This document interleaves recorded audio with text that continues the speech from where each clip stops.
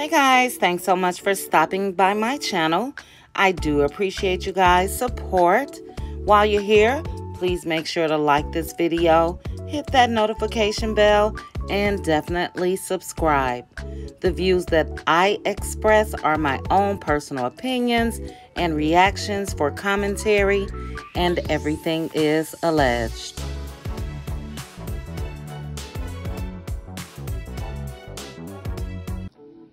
So let's get into this video, guys. Kandi Burruss has called Carlos King out. She says that he is low down and dirty. So allegedly, Carlos King sold the rights of Kandi and her group Escape's life story to TV1. And this is all while he was the executive producer of Real Housewives of Atlanta. Unbeknownst to Kandi, she thought that they were still cool. And she stated once the show wrapped, this was season 9, once the show wrapped in November, she found out in early December that Carlos has sold the rights to their life story.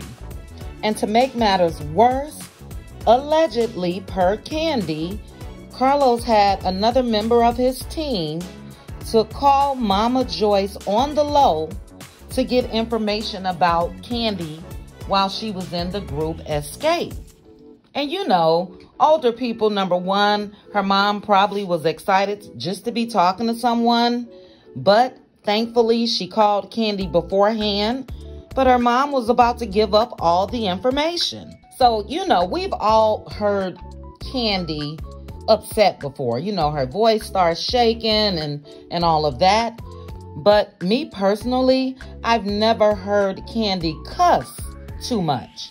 And she said she don't fuck with Carlos anymore. She also said that she tried to help Carlos, that she had let him get an office space, allegedly, in her office building.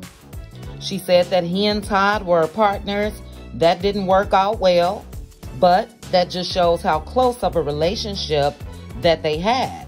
And she was asked, well, how did he get the rights or whatever? And she said that since she's a public figure, people can basically use, you know, their life story, their likeness, or whatever the case may be. But according to Kandi, allegedly, Carlos never told her in advance that he was going to be working on this story and had sold the rights. Now that is low down. If this happened, that is a low down. Because if he was working close with her, not only on Real Housewives of Atlanta, but also working with Todd, her husband, how can you not disclose something like that? So wow, that's another part of Carlos that I didn't know. You know, we all know Carlos is shady. We know that.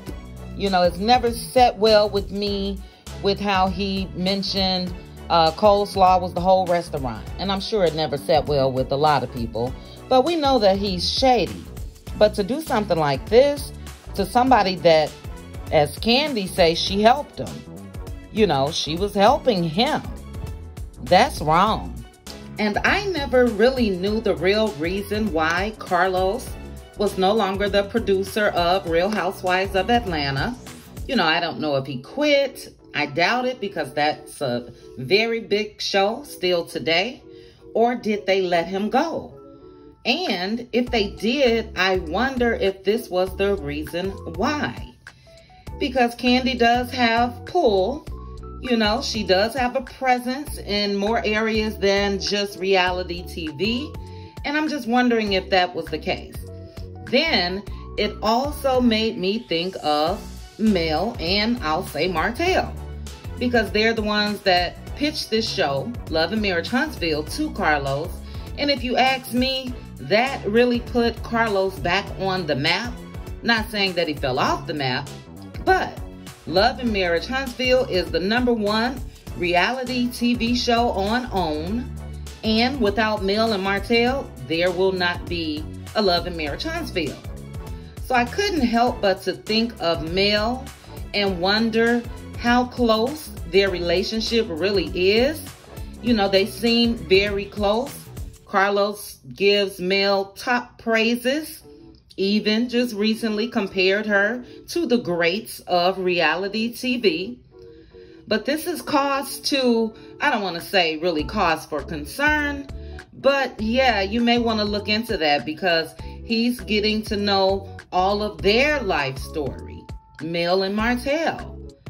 And who's to say that this couldn't possibly happen to them? If this is true, so I'm going to say allegedly again. So I'm only going to include probably 20 seconds or so of the clip with Kandi stating what Carlos did. And you guys make sure to go to House of Aaron's YouTube channel. You'll be able to see the full video. This has definitely went viral. They're on the Shade Room talking about it and everything.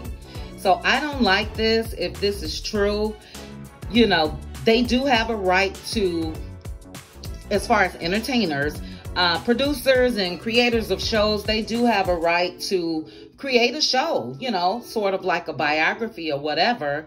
But for Carlos and Kandi to be working in such close contact, it looks like, especially with Kandi seemingly being so hurt that she probably really considered him a friend. And that's what's really, really wrong, you know? Imagine someone just taking your life story or attempting to. Just imagine that. So yeah, that's sad. But once you guys listen to the clip, like I mentioned, make sure to go watch the full video on House of Aaron. But also, drop down in the comments and let's talk about it. Because this definitely relates to, like I mentioned, especially Melody Cherie and Carlos King. So I'll chat with you guys soon. Please make sure to like the video, hit that notification bell, and subscribe. Bye. The main reason, my main issue with Carlos is he is the one who stole my group's life story and sold it to TV One. And for that, I just can't get past it.